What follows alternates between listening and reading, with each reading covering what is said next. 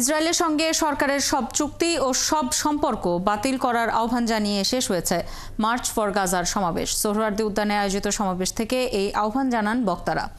সোহরাওয়ার্দী উদ্যানে জড়ো হয়ে ফিলিস্তিনের ওপর ইসরায়েলের বর্বরোচিত হামলার প্রতিবাদ জানান সব শ্রেণী পেশার মানুষ। এদিকে সমাবেশে যোগ দিয়ে সকাল থেকেই রাজধানী বিভিন্ন স্থান থেকে ফিলিস্তিনের পতাকা হাতে খণ্ড খণ্ড মিছিল নিয়ে কর্মসূচিতে অংশ নেন মানুষ। সমাবেশে যোগ দিতে এবং আশেপাশের বিভিন্ন জেলা থেকেও মানুষ আসায় কানায় কানায় পূর্ণ হয়ে যায় সমাবেশ স্থল। ইসরায়েল বিরোধী প্ল্যাকার্ড হাতে নানা স্লোগানে মুখর হয়ে ওঠে পুরো এলাকা। ঢাকা বিশ্ববিদ্যালয়, শাহবাগ, মৎস্য ভবন এবং বায়তুল মুকাররমে নামে জনতার স্রোত। দেশের খ্যাতনামা আলেম ওলামা, ইসলামিক স্কলার, খেলোয়াড়, মিডিয়া ব্যক্তিত্ব, শিক্ষার্থী সহ বিভিন্ন শ্রেণী পেশার মানুষও অংশ নেন এতে। বিভিন্ন রাজনৈতিক দলের ব্যানারে যোগ দেন নেতাকর্মীরাও। গাজায় ইসরায়েলের বর্বরোচিত হামলার প্রতিবাদে ফিলিস্তিনিদের সঙ্গে সংহতি প্রকাশ করতে আয়োজিত ব্যতিক্রমী এই সমাবেশের আয়োজক প্যালেস্টাইন সলিডারিটি মুভমেন্ট বাংলাদেশ নামের একটি প্ল্যাটফর্ম। সিল্কোর সিল্ক অ্যান্ড শাইন, যাতে আছে আর্গান অয়েল ও ওট প্রোটিনের গুডনেস, যা আপনার চুলকে রাখে healthy and shining. March for গাজার সমাবেশ শেষে সোহরাওয়ার্দী উদ্যান থেকে ফিরছেন জনতা। এ নিয়ে বাংলা মোটর থেকে আরো জানাচ্ছেন সহকর্মী মাইনুল মারুফ।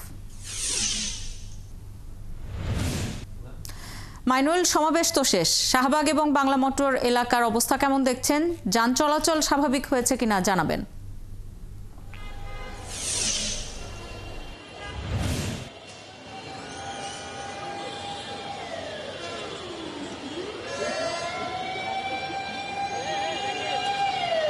কিছুক্ষণ আগেই কিন্তু যান চলাচল স্বাভাবিক হয়েছে এবং আমরা কিন্তু সকাল থেকে দেখেছি লাখো লাখো মানুষ কিন্তু গিয়েছিল শাহবাগে এবং সেখান থেকে গিয়েছিল সোহরাওয়ার্দী উদ্যানে। এবং যখন 4টার পর যখন সমাবেশ শেষ হয় তারপর থেকেই কিন্তু ফেরার পালা শুরু হয় এবং আমরা দেখছি পুরো রাস্তা জুড়ে কিন্তু মানুষের ঢল ছিল এবং লাখ লাখ মানুষ কিন্তু রাস্তা দিয়ে ফিরছিলেন পায়ে হেঁটে। যেমনভাবে হেঁটে গিয়েছেন ঠিক তেমনিভাবে কিন্তু তারা ফিরছেন এবং এখনও কিন্তু মানুষ ফিরছেন। প্রায় সেই সমাবেশ শেষ হয়েছে প্রায় 2 ঘন্টা হয়ে গেছে, এখনও কিন্তু মানুষ ফিরছেন এবং এখনও কিন্তু রাস্তায় প্রচুর মানুষ পায়ে হেঁটে কিন্তু রওনা হয়েছেন। যেহেতু এতক্ষণ দীর্ঘ সময় গাড়ির বলা যায় যে রাস্তায় দাঁড়িয়েছিল, অবশেষে যখন রাস্তা ফাঁকা হলো এখন কিন্তু গাড়ি ঘোড়ার স্বল্পতা আছে, এখানে গাড়ির স্বল্পতা আছে। সেই অবস্থায় কিন্তু তারা কিন্তু হেঁটেই রওনা হয়েছেন তাদের গন্তব্যে এবং মানুষ কিন্তু ফিরছেন। এবং যারা এখান থেকে যাচ্ছিলেন তারা জানিয়েছেন যে তারা ফিলিস্তিনের পাশে আছেন এবং ইসরায়েল যে হত্যাযজ্ঞ চালাচ্ছে ফিলিস্তিনে গাজায়, সেখানে যাতে এই হত্যাযজ্ঞ বন্ধ হয় সেই আহ্বান কিন্তু এই মানুষগুলো জানিয়েছেন। তারা বলছেন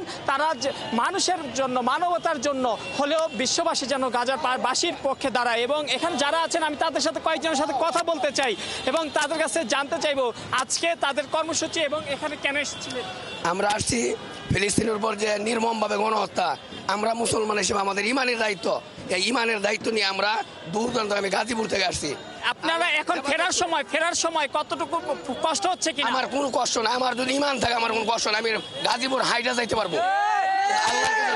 যেমনটা বলছিলেন তারা এই যে পায়ে হেঁটে ফিরছেন, কষ্ট করে ফিরছেন, তবে তাদের কষ্ট অনুভূত হচ্ছে না। তারা বলছেন মানবতার পক্ষে আছেন, মানুষের পক্ষে আছেন। যে হত্যাযজ্ঞ চলছে গাজায় সেই হত্যাযজ্ঞের বিপরীতে তারা অবস্থান নিচ্ছেন। আমি আরেকজনের সাথে কথা বলতে চাই।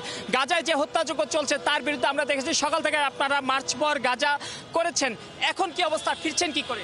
এখন যেহেতু আমাদের এখানে জনসমর্থন অনেক হয়েছিল, বাংলাদেশের শীর্ষ পর্যায়ের আলেমগণ এবং রাজনৈতিক ব্যক্তিবর্গ সকলে একই সাথে একই মঞ্চে একটা আহ্বান করেছিল, যে আহ্বানে আজকে বাংলাদেশের 68,000 গ্রাম বাংলা থেকে ছুটে এসেছে আপামর তৌহিদি জনতা। তো আমরা যেভাবে এসেছিলাম হয়তো একটু ভালোভাবে আসতে পেরেছি, কিন্তু ফেরার সময় আমাদের যানজটের একটু সমস্যা। তবে এই সমস্যাকে আমরা ধরতেছি না, আমরা মনে করতেছি যে এই সমস্যা এটা একটা সাধারণ সমস্যা, কারণ এই সমস্যা যদি আমরা কাটিয়ে উঠতে পারি ভবিষ্যতে আছে তার বড় সমস্যা হলে আমরা সেগুলো কাটিয়ে উঠতে পারবো ইনশাল্লাহ। আরেকটি বিষয় আপনাদের মাধ্যমে জানিয়ে দিতে চাই, আজকে যে গাজায় যে গণহত্যা চলতেছে, আমাদের যে মুসলিম কান্ট্রিগুলো রয়েছে, 57টি মুসলিম দেশের সমন্বয়ে যে আমাদের একটি সংগঠন রয়েছে ওআইসি, এই ওআইসির পক্ষ থেকে কার্যকর কোনো ভূমিকা আমরা পাচ্ছি না। আমরা আজকে আপনাদের মিডিয়ার মাধ্যমে বহির্বিশ্বের সকলের কাছে জানিয়ে দিতে চাই এবং যারা প্রবাসে আমাদের বাংলাদেশ বাইরে আছেন তাদের মাধ্যমে জানিয়ে দিতে চাই যে ওআইসির পক্ষ থেকে অবিলম্বে ফিলিস্তিনের যে স্বাধীনতাকামী সংগঠন রয়েছে হামাসকে সর্বপন্থায় আইনি অস্ত্র এবং যা যা করা দরকার ফিলিস্তিনকে স্বাধীন করার জন্য ওআইসি যেন সেই পদক্ষেপ অতি শীঘ্রই নেয়। যেমনটা বলছিলেন যে শুধু তারা যে মানবতার পক্ষে আছেন তা নয়, তারা বিশ্ববাসীকে আহ্বান জানাচ্ছেন, মুসলিম দেশগুলোকে আহ্বান জানাচ্ছেন তারা যেন গাজাবাসীর পক্ষে থাকে, গাজাকে সহায়তা করে এবং গাজাকে পাশে দাঁড়ায়। যেটি আপনার মাধ্যমে আমরা আন্দোলনকারীদের বক্তব্য শুনছিলাম যে সবার একটাই দাবি, গাজার মানুষের পাশে দাঁড়ানোর, মানবতার কল্যাণে খবর রাখতে থাকুন। আমাদের সাথে যুক্ত হয়েছিলেন সহকর্মী মাইনুল মারুফ।